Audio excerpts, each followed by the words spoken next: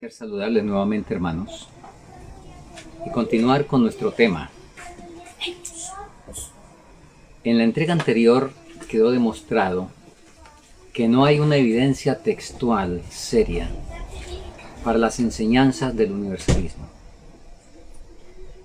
En esta última presentación procederemos de una manera un poco más puntual a examinar algunas de esas doctrinas. Iniciemos con la enseñanza básica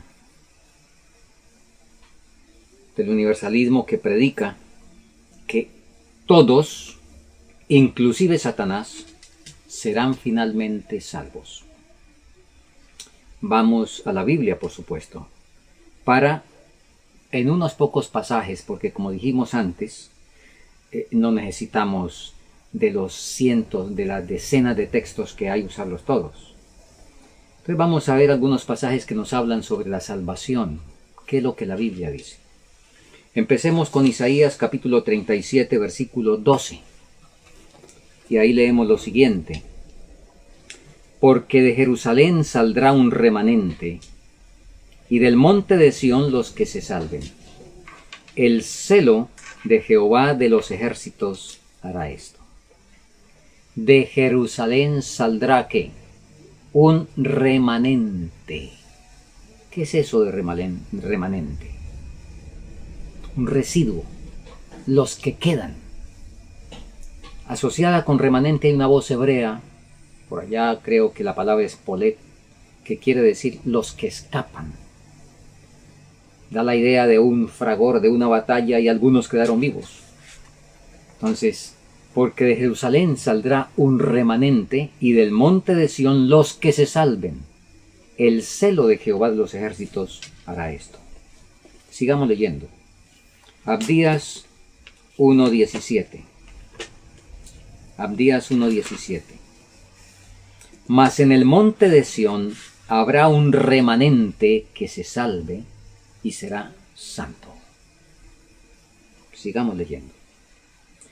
Romanos 9:27.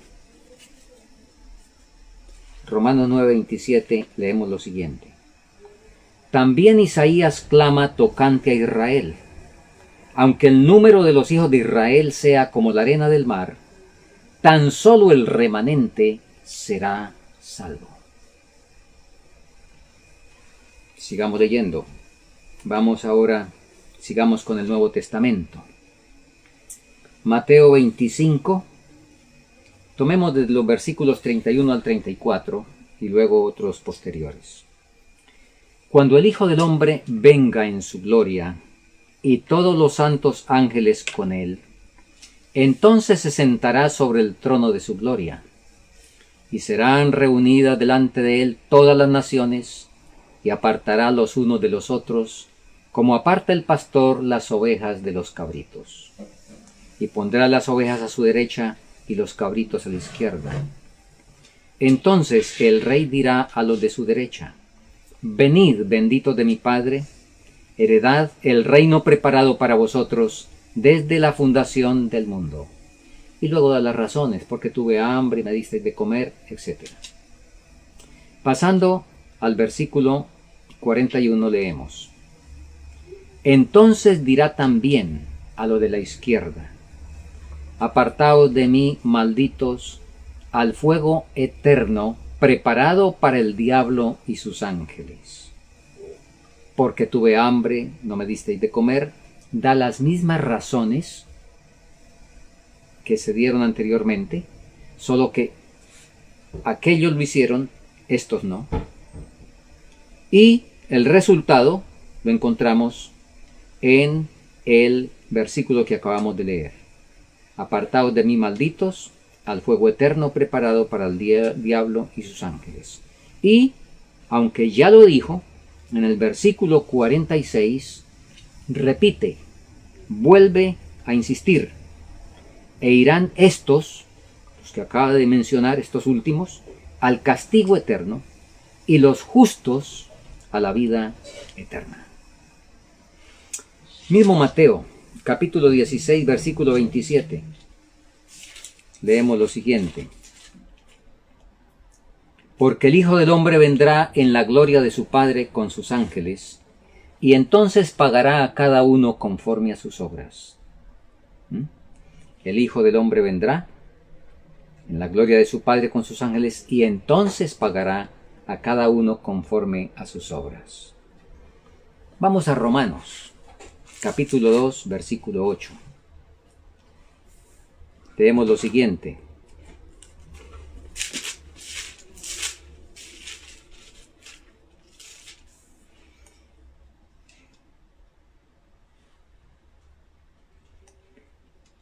Pero indignación e ira a los que son contenciosos y no obedecen la verdad, sino obedecen a la injusticia. Bueno, quizá antes de eso podemos tomar el texto, porque nos dice: mas por tu dureza y tu corazón no arrepentido, atesoras ira, estoy leyendo el versículo 5, para ti mismo, para el día de la ira y de la manifestación del justo juicio de Dios, el cual pagará a cada uno conforme a sus obras. A los que, perseverando en bien hacer, buscan gloria, honra e inmortalidad y vida eterna. Pero indignación e ira a los que son contenciosos y no obedecen a la verdad, antes obedecen a la injusticia. Finalmente, leo en Ezequiel 18, versículos 4 y 20, donde dice: el alma que pecare, esa morirá. No pagará el Padre por el Hijo, ni el Hijo por el Padre. El alma que pecare, esa morirá. Y por supuesto que está hablando de la muerte eterna. No está hablando de la muerte consecuencia del pecado, que Jesús la comparó con un sueño, de la cual resucitar en épocas distintas, para ir unos a la vida eterna, que ya empezaron aquí, continuar con la vida eterna que empezaron recibiendo aquí al conocer al único Dios verdadero y a Jesucristo, al cual el Dios verdadero envió, y los otros a la destrucción de resultados eternos, como bien sabe todo adventista del séptimo día que no cree, por supuesto, en el tormento eterno, sino eterno en los resultados de ese castigo. Muy bien. Así es que esto es lo que la Biblia enseña. Y la Biblia también nos enseña, y pasamos a un segundo punto, el destino final de los impíos.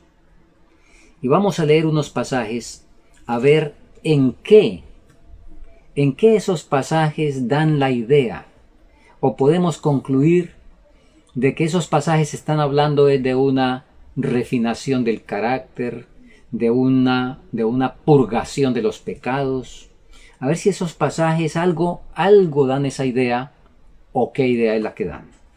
Empecemos con Malaquías capítulo 3 y leamos a partir del versículo 16, y podemos extender la lectura hasta el capítulo 4, el versículo 1. Dice así: entonces los que temían a Jehová hablaron cada uno a su compañero, y Jehová escuchó y oyó, y fue escrito libro de memoria delante de él, para los que temen a Jehová y para los que piensan en su nombre.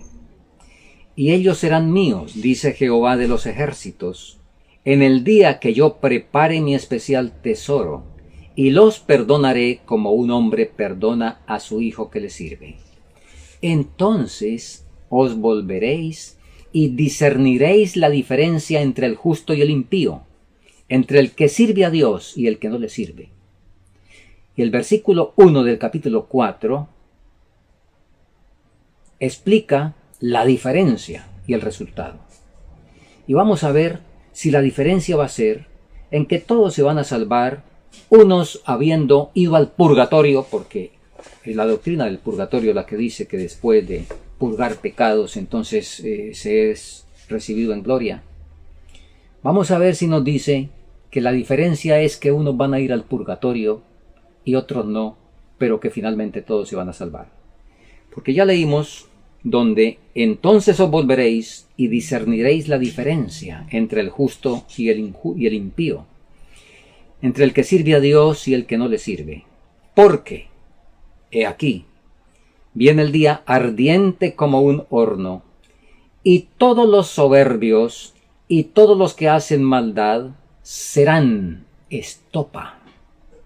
Y aquel día vendrá y los abrazará, dice Jehová de los ejércitos, el cual no le dejará ni raíz ni rama.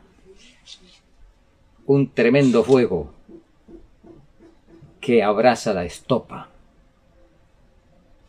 ¿Qué queda de la paja seca? ¿Qué queda? Sigamos leyendo, porque, cuidado, no hay que hacer doctrina con un solo texto, mucho menos con un término. Entonces vamos a seguir leyendo. Leamos Isaías capítulo 1,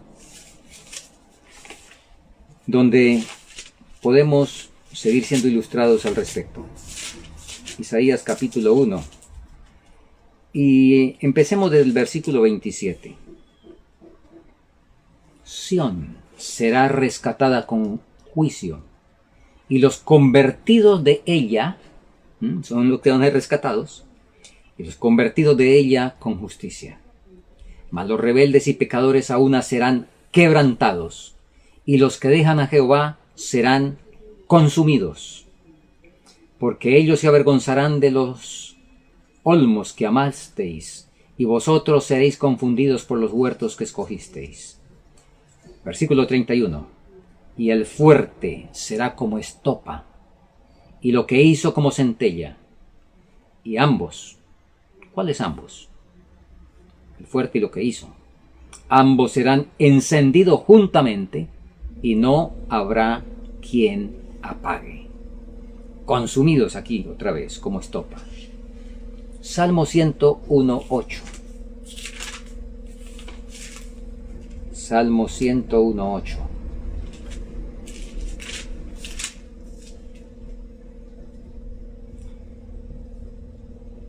De mañana destruiré a todos los impíos de la tierra, para exterminar de la ciudad de Jehová a todos los que hacen iniquidad. Abdías 18.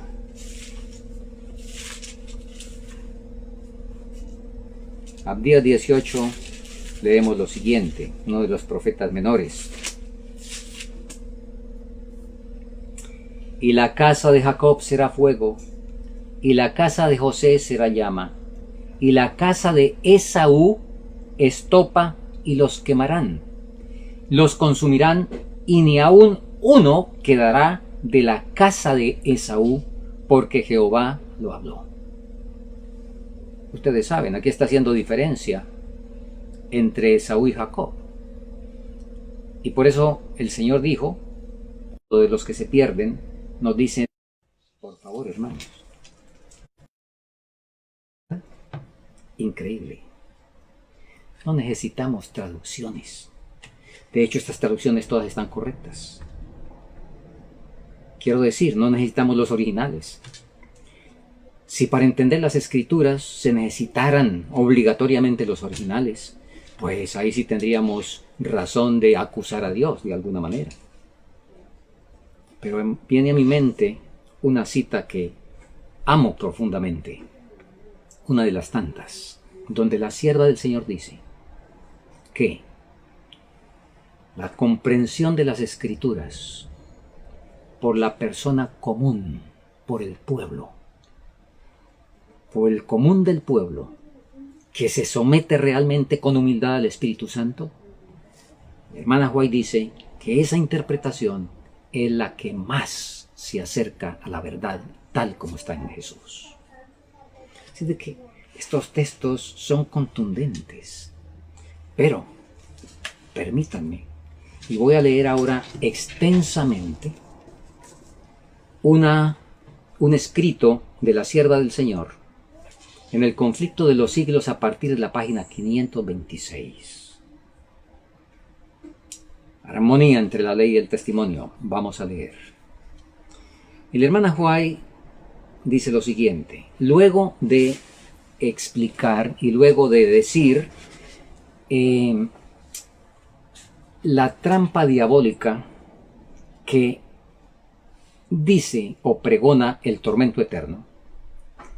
Luego de decir eso y explicar que ese Satanás ha tenido tremendo éxito al deformar el carácter de Dios con ese asunto, ahora agrega lo siguiente, y repito, va a ser una lectura larga porque es sumamente elocuente.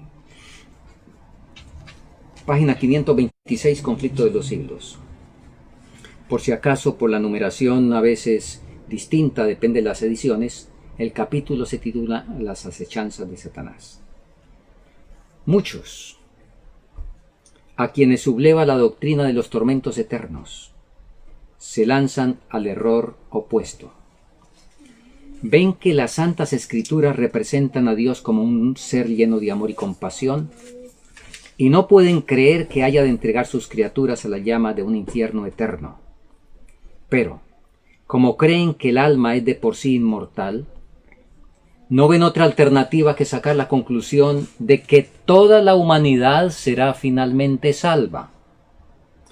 Muchos son los que consideran las amenazas de la Biblia como destinadas tan solo a amedrentar a los hombres para que obedezcan y no como debiendo cumplirse literalmente. Así el pecador puede vivir en placeres egoístas sin prestar atención alguna a lo que Dios exige de él y esperar, sin embargo, que será recibido finalmente en su gracia. Semejante doctrina, espero que hayamos estado atentos, donde nos habla de esta doctrina que saca la conclusión de que toda la humanidad será finalmente salva. Semejante doctrina que así especula con la misericordia divina, pero ignora su justicia, agrada al corazón carnal y alienta a los malos en su iniquidad. Sigo leyendo. Para muestra de cómo los que creen en la salvación universal tuercen el sentido de las Escrituras para sostener sus dogmas deletéreos para las almas, basta citar sus propias declaraciones. Por favor, escuchemos bien esto, muy interesante. Para empezar, aquí nos habla ya de la gente que habla de la salvación universal. Algunos, alborozados, incautos, piensan y están excitados, muy emocionados con la nueva luz. ¿Nueva luz? Es la más antigua de todas las oscuridades. Empezó en el Edén. Satanás dijo no moriréis. Ahí empezó el universalismo. Lo perfeccionó Calvino con la cuestión del libre albedrío y tantas otras cosas. Pero empezó esto en el Edén. Así es de que no es nueva luz, sino es la más antigua de todas las oscuridades. Sigo leyendo. En los funerales de un joven irreligioso, muerto instantáneamente en una desgracia, un ministro universalista escogió por texto de su discurso las siguientes palabras que se refieren a David y cita 2 de Samuel 13:39. Ya estaba consolado acerca de la muerte de Amón, o acerca de Amón que era muerto. Sigue diciendo la hermana White, refiriendo el discurso que dijo ese universalista. Nos contentamos, dijo el universalista, nos contentamos con citar las Sagradas Escrituras. La contestación que nos dan al respecto han de resolver tan tremendo problema. Amón era pecador en extremo, era impenitente, se embriagó y fue muerto en ese estado. David era profeta de Dios. Debía saber si Amón se encontraba bien o mal en el otro mundo. ¿Cuáles fueron las expresiones de su corazón? El rey David deseó ver a Absalón, porque estaba consolado acerca de Amón que había muerto. ¿Y qué debemos entender por estas palabras? ¿No es acaso que los sufrimientos sin fin no formaban parte de su creencia religiosa? Así lo entendemos nosotros. Y aquí encontramos un argumento triunfante en apoyo de la hipótesis más agradable, más luminosa y más benévola de la pureza y de la paz finales y universales. Se había consolado de la muerte de su hijo. ¿Por qué?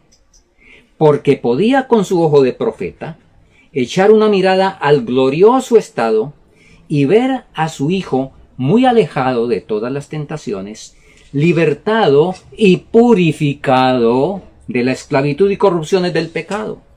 Y después de haber sido suficientemente santificado e iluminado, admitido a la asamblea de espíritus superiores y dichosos. Su solo consuelo consistía en que su amado hijo, al ser recogido del presente estado del pecado y padecimiento, había ido a donde el soplo sublime del Espíritu Santo había derramado sobre su alma oscurecida, a donde su espíritu se desarrollaría con la sabiduría del cielo y con los dulces transportes del amor eterno, a fin de ser así preparado para gozar con una naturaleza santificada del descanso y las glorias de la herencia eterna. Con esto siguió predicando ese ministro. Recuerden que estamos repitiendo, la hermana White nos está transliterando, por así decirlo, el discurso de un ministro universalista. Y ustedes ya notaron los elementos. Sigue diciendo. Aquí sigue el discurso de ese ministro, de ese pastor. Con esto queremos dar a entender que creemos que la salvación del cielo no depende en nada de lo que podamos hacer en esta vida, ni de un cambio actual de corazón, ni de una creencia actual, ni de una profesión de fe religiosa. ¿Cómo les parece? Cualquier parecido es una coincidencia, ¿verdad? Solamente que la diferencia es que tendrán que purgar un poco, pero no depende de lo que se haga aquí, porque todos serán salvos después de que purguen los que aquí no hicieron. Seguimos leyendo. Sigo citando el conflicto de los siglos y sigue. Ahora viene el comentario de la hermana White. Aquí termina el discurso de ese universalista y ahora la hermana White dice: así es como este profeso ministro de justicia reitera la mentira ya dicho por la serpiente en Edén: de seguro no moriréis. En el día que comiereis de él, vuestros ojos serán abiertos y seréis como Dios.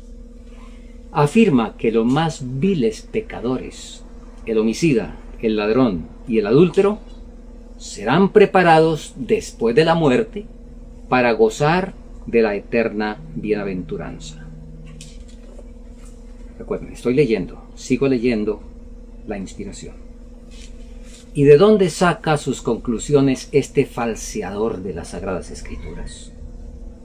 De una simple frase que expresa la sumisión de David a la dispensación de la providencia. Su alma deseó ver a Absalón porque estaba consolado acerca de Amón, que era muerto. Al mitigarse con el andar del tiempo la acrimonia de su aflicción, sus pensamientos se volvieron del hijo muerto al hijo vivo, que se había desterrado voluntariamente por temor al justo castigo de su crimen. Hermana White abre admiración y dice: y esto es una evidencia de que el incestuoso y ebrio Amón fue al morir llevado inmediatamente a la morada de los bienaventurados para ser purificado y preparado allí para la sociedad de los ángeles inmaculados. ¿Cómo califica ella esto? Escuchen. Fábula amena, por cierto, muy apropiada para satisfacer el corazón carnal. Escuchen. Es la doctrina del mismo Satanás y produce el efecto que él desea.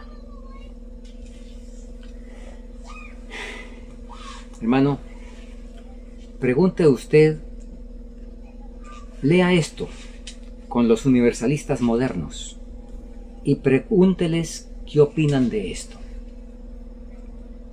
Porque a tiempo que usan citas donde ella habló de nueva luz y donde ella habló de que nadie se preocupe y que nadie crea que las doctrinas están perfectas.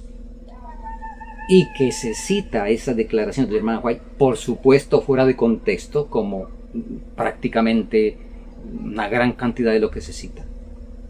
A esos mismos que de pronto sacan a la hermana White con esa cita solamente, muéstreles esto y pregúnteles qué opinan.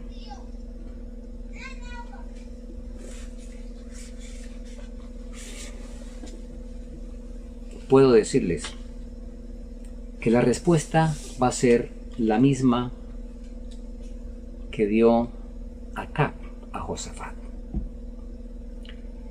Ustedes recuerdan aquella situación de guerra con los sirios, que los sirios vinieron y se cercaron. Y ahora Josafat cometió el error de acompañar a Acab a la guerra con los sirios. Y consultaron a 400 profetas. Pero Josafat se dio cuenta qué clase de profetas eran y preguntó: ¿no hay aquí algún profeta de Jehová al cual le preguntemos? Ustedes recuerdan la respuesta de Acab.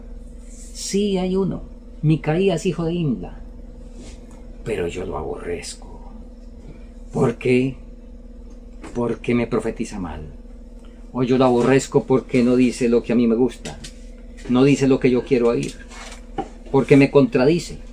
Yo lo aborrezco. Pregúntele a los universalistas qué dicen de esto que acabo de leer. Y no serán tan francos como acá de decir: yo aborrezco a Elena de White. Pero muy posiblemente le van a decir: bueno, el conflicto de los siglos hubo 3 ediciones. El problema es que el conflicto de los siglos fue manipulado. Eso toca revisarlo. El conflicto de los siglos finalmente, pues quién sabe si será totalmente confiable. Y posiblemente le van a decir algo parecido. Y si le dicen eso, pues será algo sumamente raro, porque resulta que la hermana White varias veces, e inclusive en la época final de su vida, ella dijo de manera contundente: por encima de todos, el libro que más deseo que sea publicado como las hojas de otoño es el conflicto de los siglos. Deben explicar por qué eso. Y entonces se sacarán conclusiones. Muy bien. Sigo leyendo. Termino leyendo esta lectura extensa del conflicto de los siglos. La hermana White sigue diciendo, después de lo que ya leímos: la conducta de este falso maestro ilustra la de otros muchos. Desprenden de sus contextos unas cuantas palabras de las Sagradas Escrituras, por más que en muchos casos aquellas encierran un significado contrario al que se les presta. Y esos pasajes así aislados se tuercen y se emplean para probar doctrinas que no tienen fundamento en la palabra de Dios. Repito, he leído Conflicto de los Siglos, páginas 526 a 528.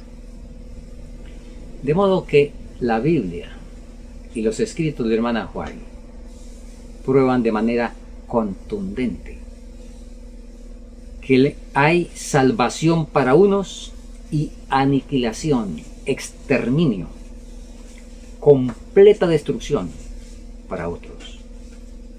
¿Por qué? Por el libre albedrío. Y aquí entramos en otro punto. Entramos en otro engaño del universalismo. Porque Dios puso delante de Adán, desde que lo creó, el libre albedrío. Por eso fue que colocó el árbol. Debía tener la posibilidad de desobedecer, de elegir. De otra manera, no tendría libre albedrío, sino que sería un robot programado sin opción. Ahora, Dios le dio la vida, pero podía escoger la muerte. Y por eso le dijo: el día que comas de este árbol morirás. Muy bien. Y creo que hasta ahí está de acuerdo el universalismo con que Adán tenía libre albedrío, Pero ellos dicen, bueno, sencillamente con el pecado lo perdió. ¿Por qué? Nació esclavo. Y vamos a Romanos capítulo 7, donde presenta con lujo de explicación el problema de la esclavitud. Correcto, Romanos 7 es correcto. ¿Cómo hay que entenderlo? Con nuestros propios significados, con nuestros propios, con el espectro que nosotros le damos a la palabra esclavitud, o con la explicación que hace la Biblia para ver hasta dónde está la esclavitud y en dónde, dentro de la esclavitud, el hombre puede seguir teniendo libre albedrío. Bien, vamos a ir a la Biblia. Deuteronomio 30:19. Esto es después del pecado, porque no hay discusión en que antes del pecado el hombre era esclavo del pecado, y ahora al ser esclavo entonces no tiene libre albedrío según el universalismo. Vamos a Deuteronomio 30:19. A los cielos y a la tierra llamo por testigos que hoy he puesto delante de ti la vida y la muerte, la bendición y la maldición. Escoge pues la vida. Pregunto, la capacidad de escoger, ¿eso cómo se llama? ¿Cómo se llama eso? Sigamos leyendo. Jeremías 6:16. Paraos en los caminos y preguntad por las sendas antiguas cuál sea el buen camino, y andad por él, y hallaréis descanso para vuestras almas. Mas dijeron, no andaremos. Esa decisión de no andar después de haber sido ilustrados, ¿eso cómo se llama? Esa capacidad de decidir, de elegir en los pecadores, ¿eso cómo se llama? Sigamos leyendo. Y un último texto, porque no necesitamos más. Apocalipsis 3:20. Yo estoy a la puerta y llamo.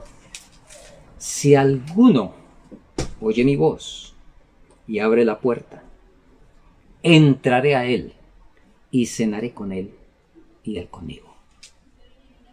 Una vez más pregunto, esa acción, esa decisión de abrir la puerta para que entre el Salvador, ¿eso cómo se llama?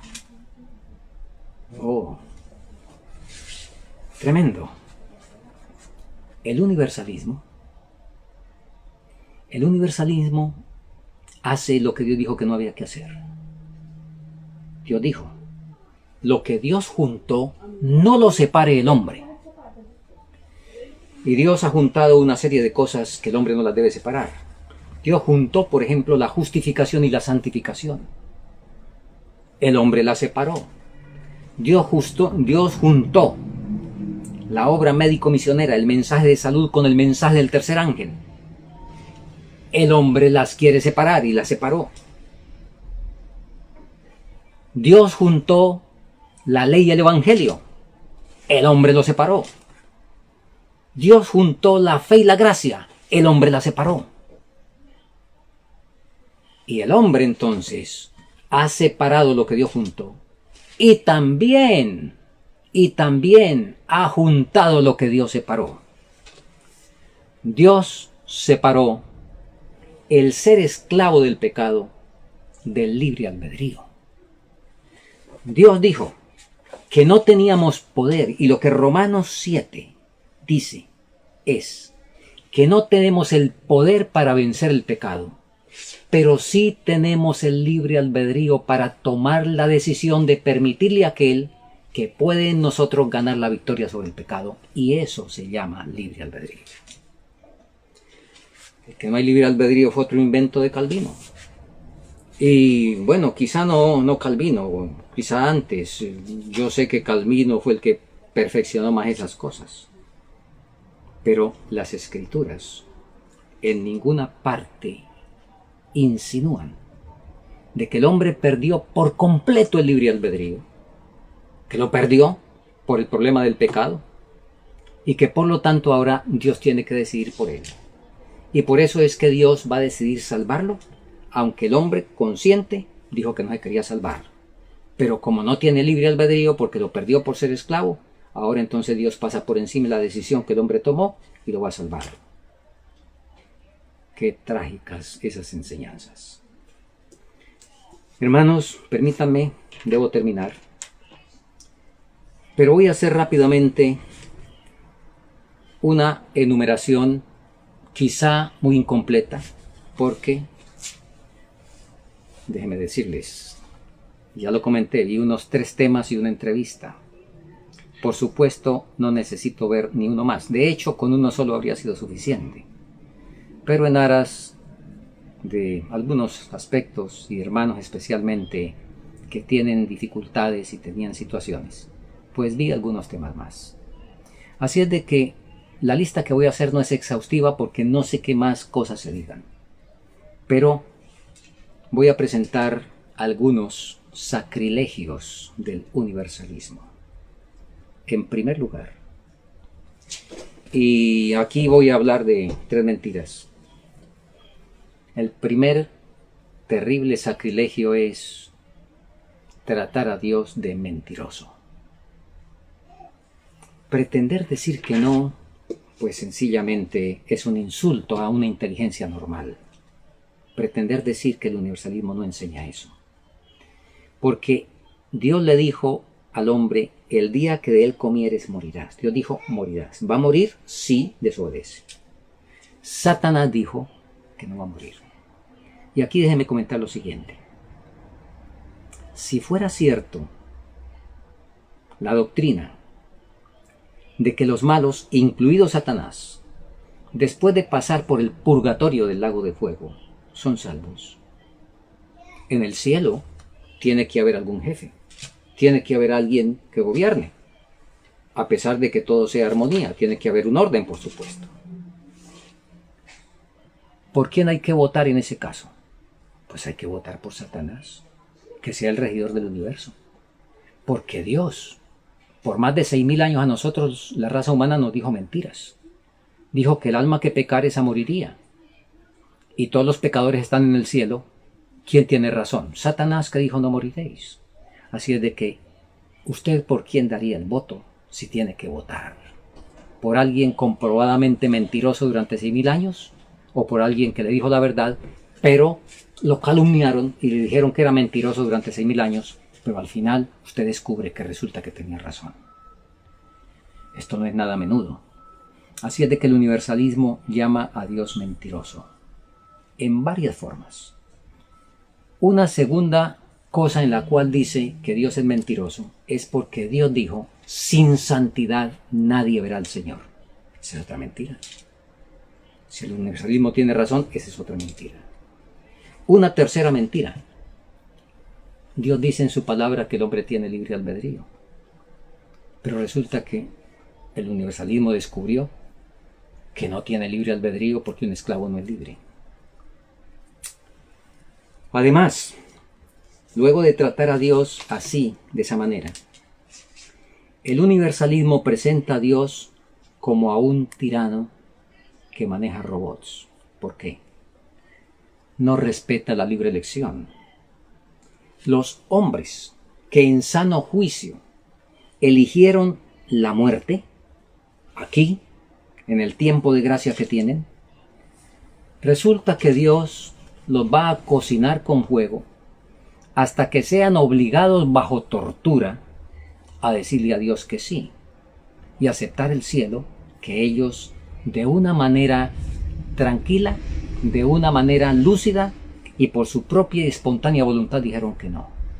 Al punto, en el momento quiero decirles que en muchos países de este mundo tan desbaratado como lo tenemos, sin embargo, en muchos países no se le da valor probatorio a las confesiones obtenidas bajo tortura.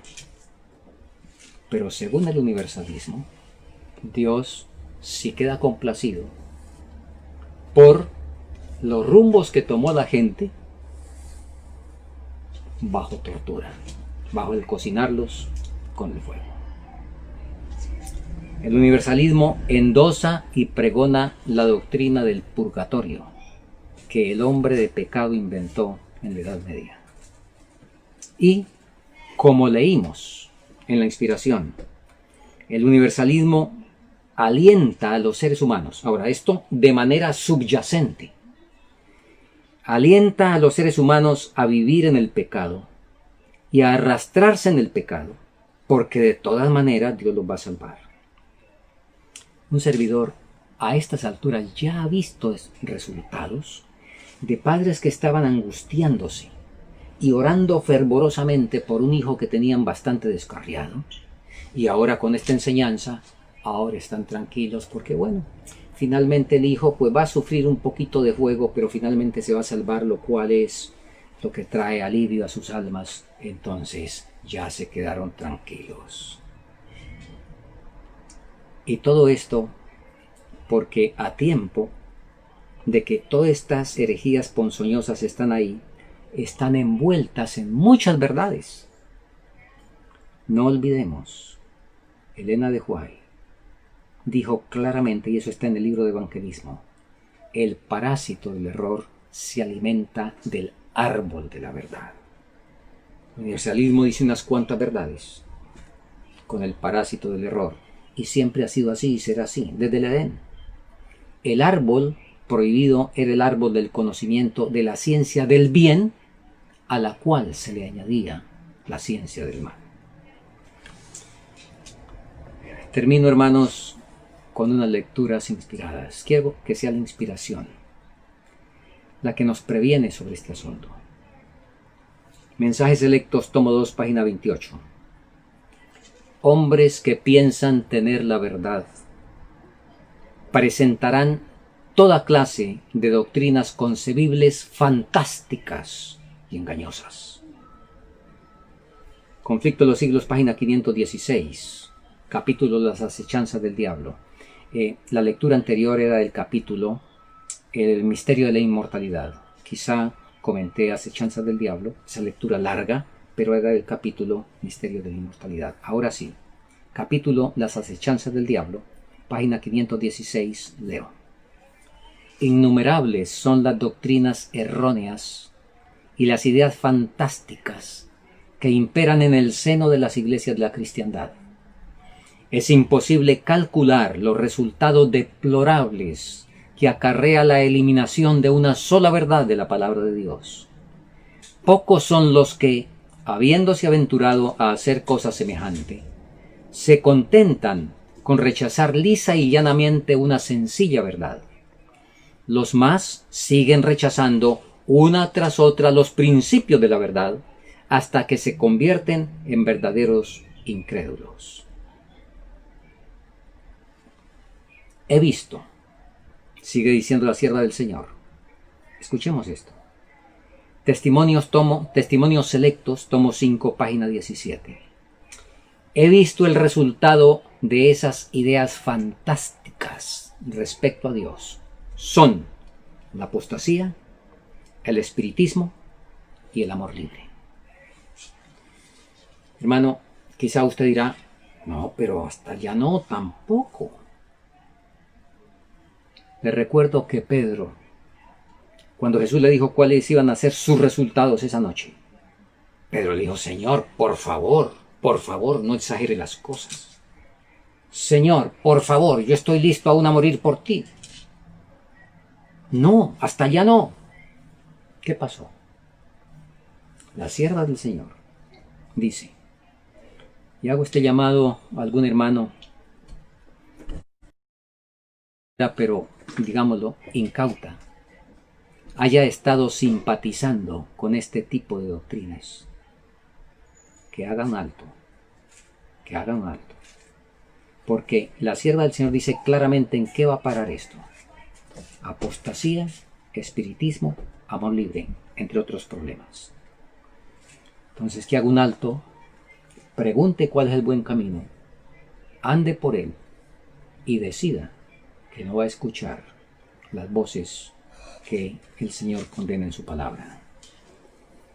Hemos llegado, dice la sierva del Señor, Hemos llegado a un tiempo cuando hay que llamar las cosas por su verdadero nombre. Tal como lo hicimos en los primeros días, debemos levantarnos ahora, dirigidos por el Espíritu de Dios, para censurar la obra de engaño. Algunos que ocupan puestos importantes en la obra de Dios están impartiendo enseñanzas similares a las que tuvimos que combatir después de 1844. Vimos el cumplimiento del pasaje bíblico según el cual, en los postreros tiempos, algunos apostatarán de la fe, escuchando a espíritus engañadores y a doctrinas de demonios. Esto está escrito en The Southern Watchman, o sea, el Centinela del Sur, 5 de abril de 1904. Registrado también en Mensajes Selectos del tomo 2, la página 29. Termino con las palabras inspiradas. Amados, no creáis a todo espíritu, sino examinad, probad los espíritus si son de Dios, porque muchos falsos profetas han salido por el mundo. He aquí, he puesto delante de ti la vida y la muerte, la bendición y la maldición. Escoge, pues, la vida, para que vivas tú y tu descendencia para siempre. Oremos. Nuestro Dios y Padre, ¿qué deuda tenemos contigo por la iluminación de tu palabra? Que nuestro espíritu siempre se mantenga humilde, porque será la salvaguarda frente a los espíritus de error y doctrinas de demonios. Que seamos realmente humildes de corazón y sinceros, para de esta manera permitir que tu espíritu siempre nos guíe a toda verdad. Lo agradecemos en el nombre de Cristo Jesús. Amén.